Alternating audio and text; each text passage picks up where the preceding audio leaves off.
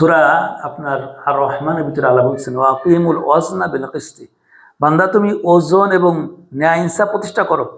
তাহলে ন্যায় ইনসাফ ভারসাম্যপূর্ণ এই যে ওজন স্থাপন, এটা করাটা আল্লাহর একটা আদেশ, শুধু আদেশ না, প্রতিষ্ঠা করতে হবে।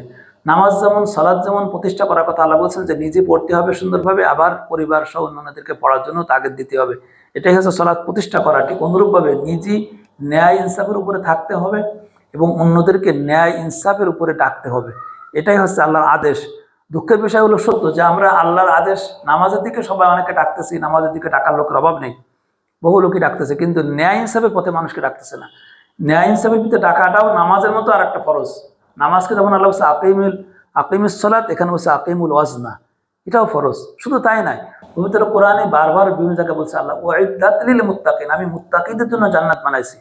আর পবিত্র কোরআনে সূরা মায়েদা, সূরা নিসায় কয়েকটা জায়গায় আল্লাহ তাআলা বলতেছেন যে যারা তাকওয়ার কাছাকাছি আছে তারা ন্যায় ইনসাফপূর্ণ আচরণ করে। ন্যায় ইনসাফ আচরণ যার ভিতরে নাই সে তাকওয়ার কাছাকাছি নাই, তাকওয়া থেকে অনেক দূরে আছে। আল্লাহ তাআলা আমাদের সকলকে এই যে বনু ইসরাঈলদের রোগ, তারা ন্যায় ইনসাফ করতো না, ভালো আচরণ করতো না, পিতা মাতার সাথে, আত্মীয়দের সাথে, এতিম মিসকিনের সাথে দয়াপূর্ণ আচরণ করতো না, মানুষের সাথে সুন্দর কথা বলতো না, এই সমস্ত খারাপ গুণাবলী যা তাদের ছিল সেই গুণাবলী যেন আল্লাহ তাআলা আমাদের থেকে